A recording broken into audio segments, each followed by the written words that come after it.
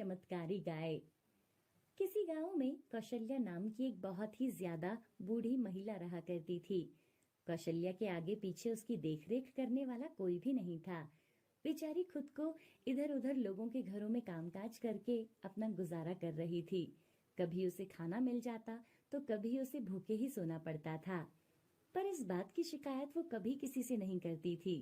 हर सुबह की तरह आज भी सुबह कौशल्या उठी और नहा धोकर उसने मंदिर में पाठ पूजा किया, जिसके बाद वो अपने घर के छोटे मोटे कामों में लग गई।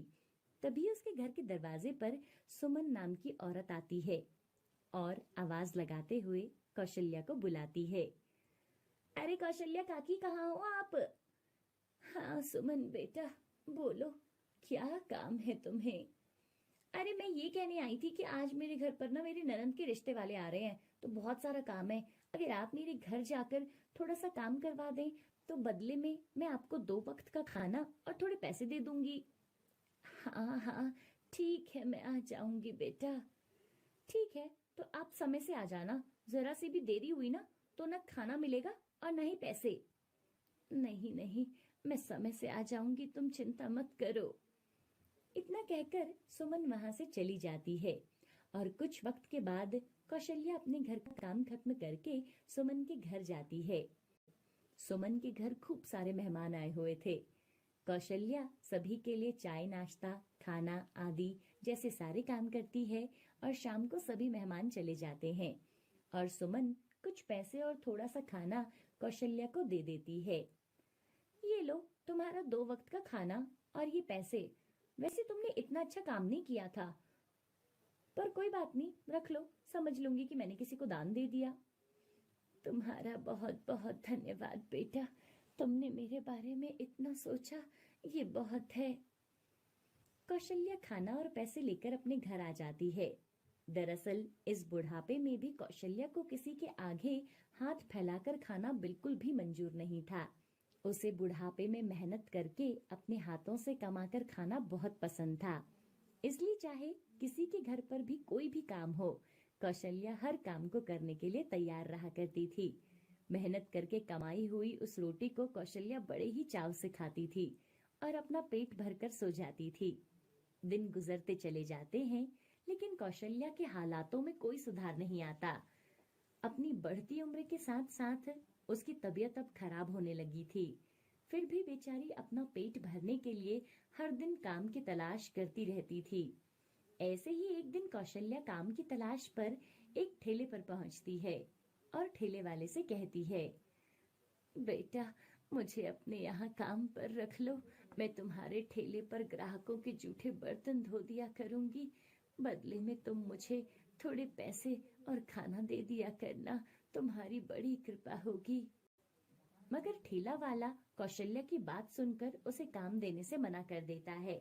कौशल्या उस ठेले वाले से लगातार प्रार्थना कर रही थी, पर ठेले वाला उसे काम देने के लिए राजी नहीं था। उस ठेले पर खड़े होकर सुरेश नाम का एक लड़का कौशल्या को गिड़गिड़ाते हुए देख रहा था। जैसे ही कौशल्या वहां से जाने लगती है, तभी सुरेश उसे रोक लेता है। अम्मा रुकिए, कहाँ जा रही हैं आप? तुम कौन हो बेटा, और मुझसे ये सवाल क्यों कर रहे हो? जी मेरा नाम सुरेश है और मैं बहुत देर से आपको देख रहा हूँ कि आप काम की तलाश कर रही हैं। क्या करूं बेटा, इस बुढ़ापे में मेरे आगे पीछे मेरी देखभाल करने वाला कोई नहीं है। लोगों के आगे हाथ फैलाकर खाना मुझे अच्छा नहीं लगता, इसलिए मेहनत करके खाना चाहती हूँ। लेकिन इतनी उम्र में आपको कोई काम नहीं देगा अम्मा, ऐसे तो आप भूखी मर जाएंगी। बेटा अगर किस्मत में भूखे मरना लिखा होगा तो फिर भूखे ही मर जाऊंगी। ईश्वर की मर्जी के आगे किसकी चलती है भला। आप चाहे तो मैं आपको काम दिलवा सकता हूँ, जिसमें आपको ज्यादा मेहनत भी नहीं करनी पड़ेगी और आपको आपके हक की कमाई भी मिल जाएगी।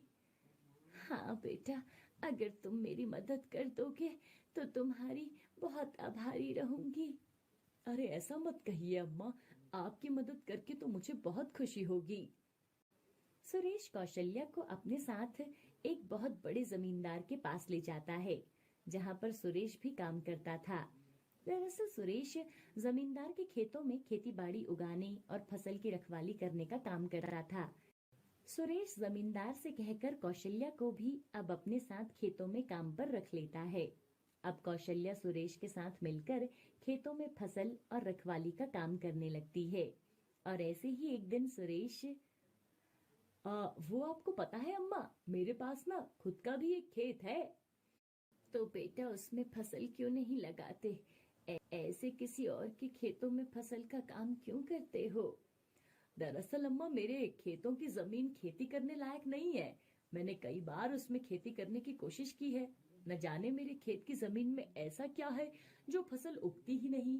आसपास के सभी खेत बहुत अच्छे हैं, लेकिन मेरी जमीन में घास तक नहीं होती। ऐसी बात है, तुम मुझे एक बार अपने खेत में लेकर चलो। कौशल्या के कहने पर सुरेश उसे अपने खेतों में ले जाता है। कौशल्या खेत की मिट्टी को अपने हाथों में लेती है।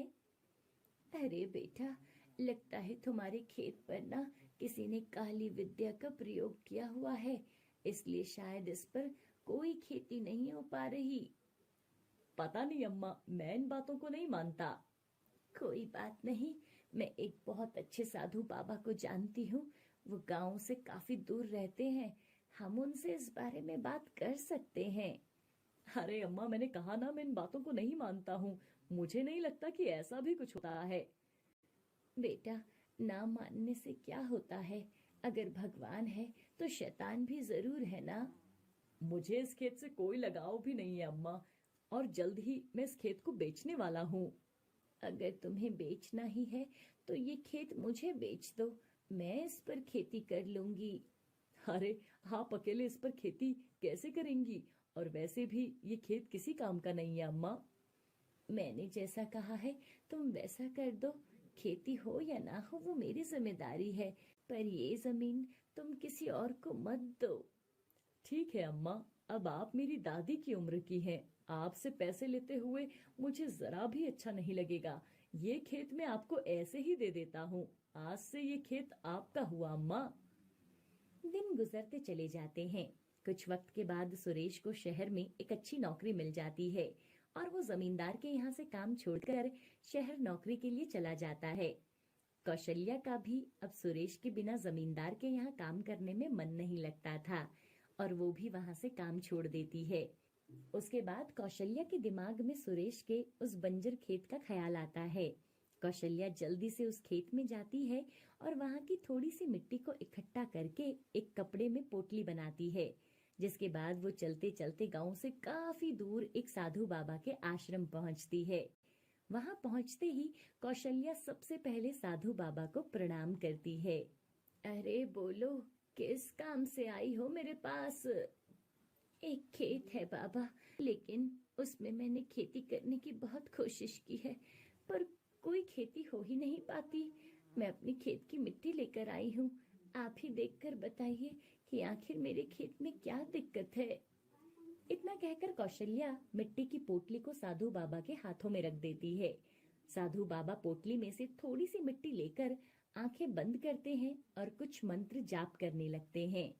साधु बाबा तुरंत आंखें खोलते हैं और कहते हैं, इस मिट्टी पर काली विद्या का प्रयोग किया गया है, इसलिए इस मिट्टी का ये हाल है। इस पर चाहे कितना भी कोशिश करो, लेकिन ये मिट्टी कभी भी फल नहीं देगी। तो फिर क्या करूं बाबा? इस बुढ़ापे में मेरे पास बस इसी खेत का सहारा है।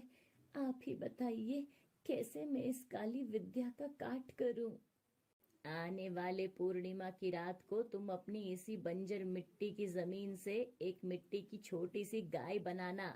रात के समय जब पूर्णिमा के चांद का प्रकाश चारों ओर फैला होगा, तब तुम उस मिट्टी की गाय को सबकी नजरों से छुपाकर मेरे पास ले आना। उसके आगे मैं बताऊंगा कि क्या करना है। इतना कहकर साधु बाबा कौशल्या को वहां से जाने के लिए कह देते हैं। कौशल्या साधु बाबा के कहे अनुसार ठीक वैसा ही करती है। आने वाली पूर्णिमा की रात को कौशल्या अपने बंजर खेत की मिट्टी से एक छोटी सी मिट्टी की गाय बनाती है और आधी रात का समय जब होता है, वो अपनी साड़ी के पल्ले में छोटी सी मिट्टी की गाय को छुपाए हुए कौशल्या चुपचाप चलती चली जाती है। पूर्णिमा की रात की वजह से चांद की रोशनी चारों तरफ फैली हुई थी। कौशल्या अपने कदमों की रफ्तार को धीरे धीरे और तेज कर रही थी। चलते चलते कौशल्या साधु बाबा के आश्रम में पहुंच जाती है, जहां साधु बाबा हवन कुंड के आगे बैठकर तेज तेज मंत्र का उच्चारण कर रहे थे। कौशल्या जल्दी से अपनी मिट्टी की गाय को हवन कुंड के एक तरफ रखती है और हाथ जोड़ते हुए कहती है, आपने जैसा जैसा कहा बाबा, मैंने वैसा वैसा ही किया है। अब इस मिट्टी की गाय का क्या करना है, आप ही मुझे बताइए। थोड़ा सा और धैर्य रखो, हम इस मिट्टी की गाय को अब एक चमत्कारी गाय में बदल देंगे, जिससे तुम्हारा पूरा जीवन परिवर्तित हो जाएगा। इतना कहकर साधु बाबा आंखें बंद करके कौशल्या को भगवान का ध्यान करने के लिए कहते हैं। लगातार कई घंटों तक मंत्र का उच्चारण चलता रहा। ब्रह्म मुहूर्त का समय हो जाता है। साधु बाबा कौशल्या की आंखों को खोलने के लिए कहते हैं, और जैसे ही कौशल्या आंखें खोलती है तो उसके द्वारा लाई हुई मिट्टी की वो छोटी सी गाय अब वहां पर नहीं थी, बल्कि हवन कुंड में थोड़ा दूरी पर एक बहुत सुंदर सी सफेद रंग की गाय खड़ी थी, जिसके गले में सोने की घंटी लटक रही थी। ये लो, ये है एक चमत्कारी गाय। इस गाय को तुम अपने खेत में ले जाओ। जैसे जैसे इस गाय के कदम उस खेत की मिट्टी को छुएंगे तो काली विद्या का काट अपने आप हो जाएगा और वो खेत बंजर से खुशहाल हो जाएगा। आपका बहुत बहुत शुक्रिया बाबा जी। किंतु याद रहे, किसी को भी इस गाय के चमत्कार के बारे में नहीं पता चलना चाहिए। यदि ऐसा हुआ तो ये गाय उस इंसान की जान भी ले सकती है। लालच और छल से गाय पर भी काबू नहीं पाया जा सकता है। साधु बाबा की बात सुनकर कौशल्या चमत्कारी गाय को अपने साथ ले जाती है। अगली सुबह कौशल्या चमत्कारी गाय की मदद से खेत में जुताई करना शुरू कर देती है। जैसे जैसे वो गाय जुताई करके अपने कदम खेत की मिट्टी पर डालती है, वैसे वैसे ही बंजर मिट्टी एकदम बढ़िया मिट्टी में बदलने लग जाती है। सुबह से लेकर शाम तक मेहनत की और आखिरकार खेत में जुताई का काम पूरा हुआ। इसके बाद कौशल्या मेहनत के साथ आगे की खेती का काम शुरू करती है।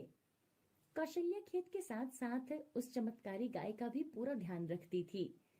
देखते ही देखते उस खेत में गेहूं की अच्छी खासी फसल लहराने लगती है। पहली फसल की कटाई के बाद कौशल्या उस फसल को बेचकर अच्छे पैसे कमा लेती है और उस फसल का कुछ हिस्सा अपने लिए भी रख लेती है। एक लंबा वक्त गुजर जाता है और अब कौशल्या के पास उस खेत के अलावा भी बहुत सारी जमीन थी। वो सारे खेतों में अपनी चमत्कारी गाय से ही खेती करवाती थी। ऐसे ही एक दिन जब सुरेश शहर से अपने गांव आता है तो वो कौशल्या से मिलने के लिए आता है। अब कौशल्या के हालात पहले से काफी ज्यादा बदल चुके थे। ये सब देखकर सुरेश हैरान हो जाता है। घर के बाहर चमत्कारी गाय सुरेश को देख अपने गले की घंटी को तेज तेज बजाने लगती है। कौशल्या बाहर आती है और सुरेश को देखकर खुश होती है। अरे सुरेश बेटा, तुम यहाँ? हाँ अम्मा, तुमसे मिलने का बहुत मन हो रहा था, बस इसलिए गांव चला आया। आओ आओ बेटा, घर के अंदर चलो। अम्मा, इतना बड़ा चमत्कार कैसे हो गया? आपका टूटा फूटा घर इतना अच्छा कैसे हो गया? इतना सारा पैसा आपके पास कैसे आया? बस ईश्वर की देन है बेटा। और ये गाय आपकी है क्या? हाँ, ये मेरी गाय है बेटा, मैंने खरीदा है इसे। अरे, मुझे तो अपनी आंखों पर यकीन ही नहीं हो रहा है। अब बाहर ही सारी बातें करते रहोगे या घर के अंदर भी चलोगे? कौशल्या सुरेश को अपने घर के अंदर ले जाती है। बातों ही बातों में सुरेश अपने खेत का जिक्र करता है। अरे नहीं नहीं बेटा, बेकार नहीं हुआ, बल्कि हरा भरा हो गया है। क्या? ये आप क्या कह रही हैं अम्मा? वो खेत हरा भरा कैसे हो सकता है? बेटा, मैंने उस पर मेहनत की है और मेरी मेहनत से वो हरा भरा हो गया है। मुझे आपकी बातों पर यकीन नहीं है। तो मेरे साथ चलकर देख आओ, मैं तुम्हें खेत दिखाकर लाती हूँ। कौशल्या सुरेश को लेकर उस खेत की तरफ जाती है। अपने खेत में फसल लहलाते हुए देखकर सुरेश को अपनी आंखों पर यकीन नहीं हो रहा था। उस खेत के साथ साथ कौशल्या अपनी बाकी की ली हुई जमीनों के बारे में भी सुरेश को बताती है। अपनी खेत की अच्छी फसल देखकर और अम्मा के पास इतना सारा धन देखकर अब सुरेश के मन में लालच आ गया था। अरे, इस अम्मा ने तो मेरे बंजर खेत में भी हरियाली ला दी। अब तो इस खेत से अच्छा पैसा कमा सकता हूँ मैं। मुझे शहर में रहकर नौकरी करने की कोई जरूरत नहीं है। वैसे भी इस अम्मा ने कौन सा मुझे खेत का पैसा दिया था? अरे, मैंने अपनी खुशी से दी थी और अब उनसे ये खेत में वापस छीन लेता हूँ। इतना सोचते सोचते सुरेश कौशल्या से कहता है, अम्मा, अब से आपको इन खेतों में काम करने की कोई जरूरत नहीं है। पर क्यों बेटा, तुम ऐसा क्यों कह रहे हो? क्योंकि मैं आपसे अपना खेत वापस ले रहा हूँ अम्मा। ये तुम क्या कह रहे हो बेटा? ये खेत तो तुमने मुझे दिया था ना, अब ये खेत तो मेरा है। अरे अम्मा, तो कौन सा आपने मुझे इस खेत का कोई मूल्य दिया था? मैंने अपनी खुशी से आपको ये दिया था और अब मैं अपनी खुशी से आपसे वापस मांग रहा हूँ। आपका इस पर कोई कानूनी हक थोड़े ही ना है। ठीक है बेटा, अगर तुम इस खेत को वापस लेना चाहते हो तो ले लो। मेरे पास जो बाकी की जमीन है मैं उस पर खेती कर लूंगी। कौशल्या बिना किसी लड़ाई झगड़े के सुरेश को उसका खेत वापस दे देती है और अपनी बाकी की जमीनों पर खेती का काम चालू रखती है। सुरेश के खेत में जो खेती चमत्कारी गाय की वजह से हुई थी, उस फसल की कटाई के बाद सुरेश को अच्छे पैसे मिल जाते हैं। लेकिन जब दोबारा उस जमीन पर वो खेती करने लगता है तो फिर से सब कुछ पहले जैसा ही हो जाता है। वहीं दूसरी तरफ कौशल्या अपनी चमत्कारी गाय से जिन खेतों में कार्य कर रही थी, उसमें सामान्य फसल से ज्यादा अच्छी फसल उत्पन्न हो रही थी। ये सब कुछ देखकर सुरेश बहुत ज्यादा हैरान हो गया था। हो ना हो, अम्मा के पास कोई ना कोई ऐसी ताकत जरूर है कि वो जिस भी जमीन को हाथ लगाती है उसी में खेती होना शुरू हो जाता है। मुझे अम्मा पर नजर रखकर उसकी ताकत के बारे में पता लगाना होगा। एक बार मुझे उनका राज पता चल जाए फिर तो मैं बहुत ज्यादा धनवान हो जाऊंगा। इतना सोचकर सुरेश कौशल्या पर नजर रखना शुरू कर देता है और इसी दौरान उसे कौशल्या की चमत्कारी गाय का पता चल जाता है।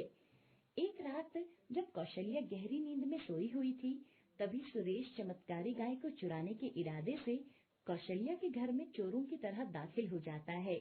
वो आहिस्ता से खूंटी पर बंधी हुई चमत्कारी गाय की रस्सी खोलता है और उसे अपने साथ ले जाने लगता है। धीरे धीरे सुरेश उस गाय को लेकर अपने साथ अपने घर पहुंच जाता है। लेकिन जैसे ही वो पीछे मुड़कर देखता है तो वो चमत्कारी गाय अब एक बहुत बड़ा गुस्सैल सांड बन चुका था, जिसे देखकर सुरेश के तो तोते ही उड़ जाते हैं।